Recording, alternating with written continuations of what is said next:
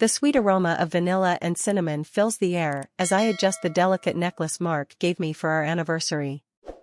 Tonight, we're celebrating Alex's birthday, and I'm smoothing out the wrinkles in my dress, feeling the weight of the evening settle on my shoulders. There's an undercurrent tonight, a tension that tugs at my consciousness. As I descend the stairs, the party is already in full swing, but my eyes catch Derek's across the room. His smile is warm, his eyes twinkling with mischief, and as he approaches, I feel a spark that's both thrilling and dangerous. What will happen when we're alone? The scent of vanilla and cinnamon fills the air, a sweet reminder of the birthday cake waiting in the kitchen. I'm standing in front of the mirror, adjusting the necklace Mark gave me for our anniversary. It's a delicate piece, a symbol of our decade together. I catch my reflection, the soft glow of the evening light casting shadows that dance across my face. Tonight, we're celebrating Alex's birthday. Mark's friend, the one with the infectious laugh and a penchant for adventure.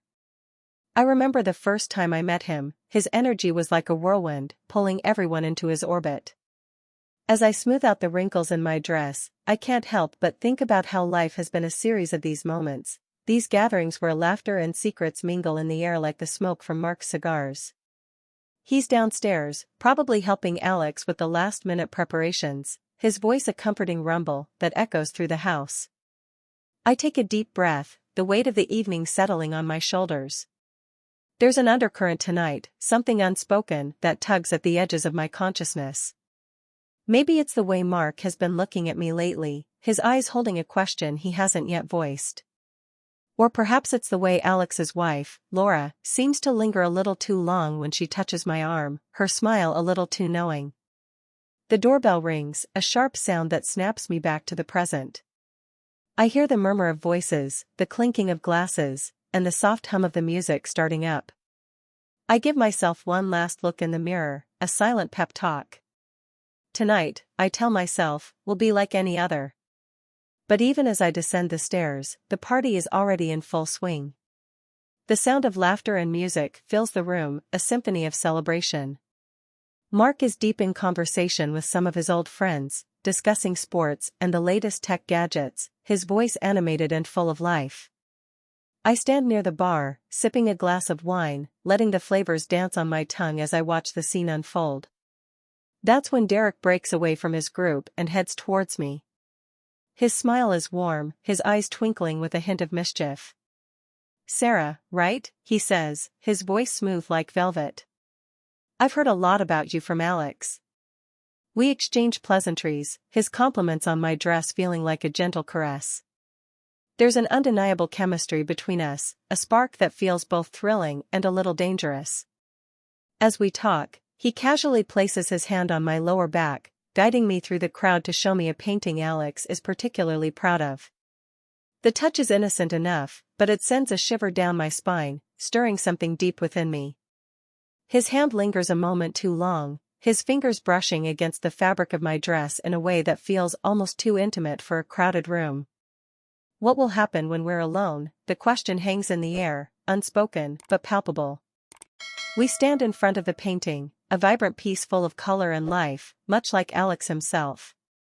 Derek leans in close, his breath warm against my ear as he explains the artist's intent, his words painting pictures in my mind. His proximity, the low timbre of his voice, it all feels like a prelude to something more, something that could unravel everything I've worked to build with Mark. Derek leads me away from the main crowd, down a hallway, towards the quieter parts of the house. "There's something I want to show you," he says, his voice low, almost a whisper that sends a thrill through me. We descend into the basement, which is dimly lit and surprisingly cozy, with a plush couch and a small bar. Here, away from the prying eyes of the party, Derek's demeanor changes. He becomes more direct, his arm wrapping around my waist. "You know, Sarah, it would be exciting for us to be alone," he whispers, his breath warm against my ear. The air is thick with tension. I know I should leave, go back to Mark, but I'm caught in the moment, the thrill of the forbidden. Derek's lips find mine, and what starts as a kiss quickly escalates. We're on the couch, the world outside forgotten, as we give in to our desires. His hands explore, tracing the contours of my body through the fabric of my dress, igniting a fire within me that I hadn't felt in years. The room spins as we lose ourselves in each other, the soft cushions of the couch cradling us. There's an urgency in our movements, a silent agreement that this moment is fleeting, stolen from time. The sounds of the party above us fade into a distant murmur, replaced by the soft rustle of fabric and our quiet, heated breaths. Will anyone notice our absence? The thought flutters through my mind like a moth, but it's quickly overshadowed by the intensity of the moment. Derek's touch is both gentle and insistent, his fingers finding the hem of my dress, teasing the boundary of what's acceptable. I'm torn between the rush of excitement and the pang of guilt. Mark's face flashes before my eyes, his trusting smile, the love that has been our anchor for so long. Yet, here I am, caught in the web of desire, the allure of something new, something dangerous.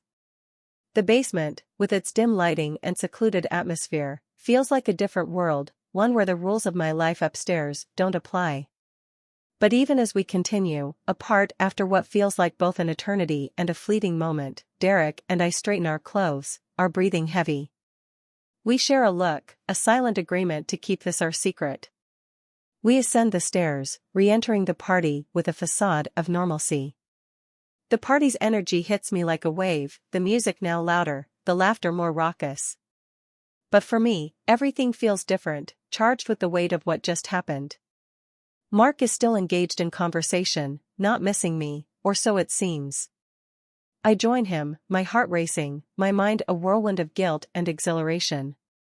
"Hey, there you are," Mark says, his voice warm and familiar, pulling me into the present. "I was just telling Alex about our trip to the coast last summer. Remember the sea lions?" I nod, forcing a smile, my mind still in the basement, still feeling Derek's touch.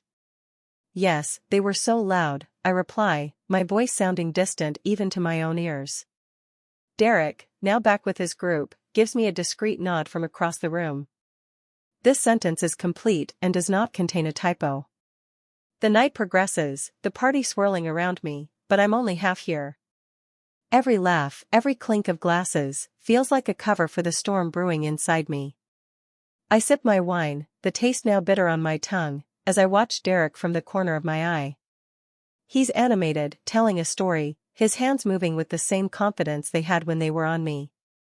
Will our secret remain hidden? The question gnaws at me, a persistent whisper in the cacophony of the party.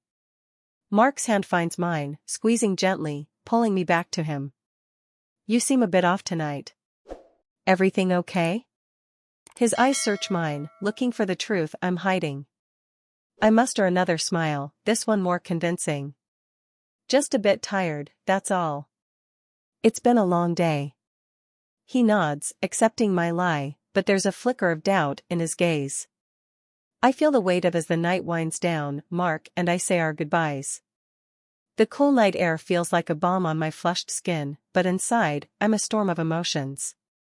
Mark talks about how much fun he had, how he's glad we came. I nod, smile, but my mind is elsewhere, replaying the basement encounter with Derek. The thrill, the guilt, it's all a tangled mess in my head. We drive home in silence, or rather, Mark fills the car with his chatter about the party, oblivious to the turmoil inside me. I can't help but glance at him, his profile illuminated by the streetlights, wondering if he'll ever know, if he'll ever look at me the same way again. At home, the routine of getting ready for bed feels like a charade. Mark brushes his teeth, his voice muffled by the sound of water. "You know, Derek seems like a nice guy. Did you enjoy talking with him?" My heart skips a beat. Did he suspect something? But his tone is light, his face showing no sign of suspicion.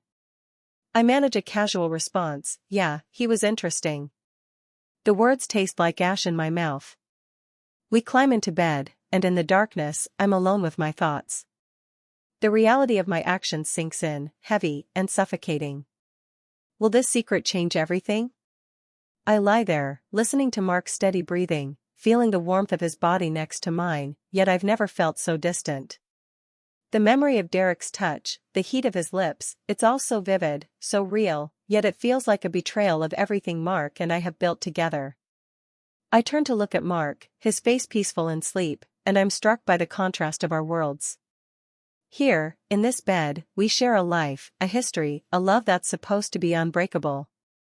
But downstairs, in the basement, I had crossed a line, ventured into a territory that could unravel it all. The night deepens, and with it, my thoughts grow darker. What if Mark finds out? What if someone saw us? Days turn into weeks, and life resumes its normal pace. Mark and I continue our routine, but there's a new layer of complexity in our interactions. I watch him, wondering if he knows, if he feels the shift in our dynamic. Every morning, we share coffee, the steam rising from our mugs like the secrets I'm harboring. I study his face, looking for any sign that he might suspect something, but all I see is the same loving gaze that has been there for years. Yet, I can't shake the feeling that every look, every touch, carries an unspoken question. At work, I find myself distracted, my thoughts often drifting to that night with Derek. The memory of his touch, the thrill of the forbidden, it's like a shadow that follows me, darkening the edges of my day. I'm careful, though, to keep my composure, to not let anything slip. Derek and I cross paths at another event, our eyes meeting briefly, a silent acknowledgement of our shared secret. But nothing is said, nothing is done.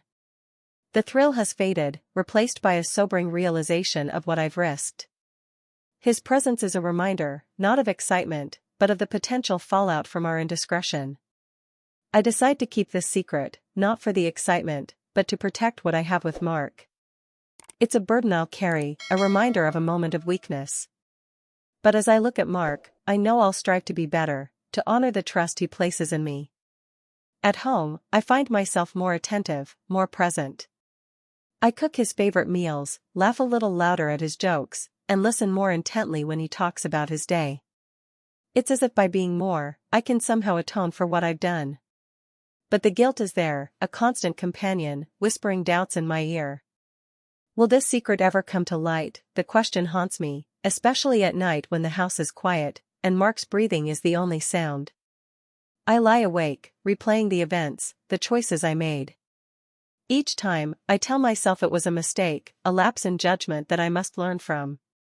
Don't forget to subscribe, like, and comment if you enjoyed this story. This will help us create more engaging stories for you.